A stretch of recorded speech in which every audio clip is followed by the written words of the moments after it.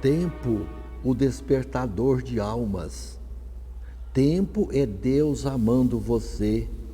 Não atrapalhe o serviço que o tempo faz a seu benefício. Pratique o bem, cultive o amor, valorize a paz.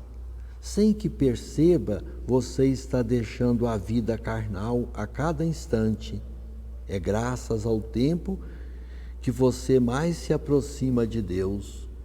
O homem que não soube sobreviver aos maus tempos não vai ver os bons. Por misericórdia divina, quando o rio está seco, a água sempre retorna no verão. Não vale gastar o precioso tempo em lágrimas e lamentos. Acredite mais na sua força interior, colha experiência em suas dores e dê graças a Deus pelas oportunidades que Ele te dá de poder começar de novo.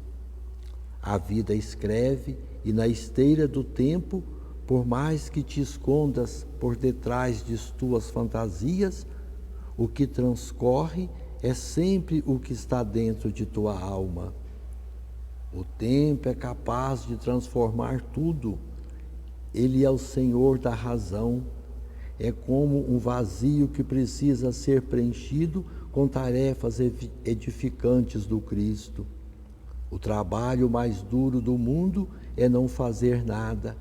O preguiçoso e negligente foge ao olhar do Senhor. Não queiras coisas grandes demais, sem começar pelas pequenas, que formam o alicerce de tudo o que existe. No porvir do tempo, o verdadeiro futuro é o hoje. O presente é o maior presente que Deus te deu.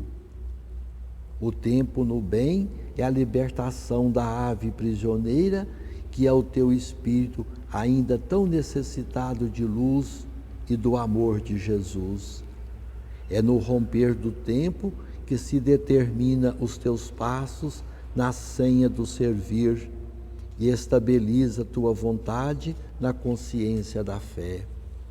Acredite, o tempo e a dor podem realizar profundas mudanças na vida de cada um. Pare, pondera e ouça a voz de Deus.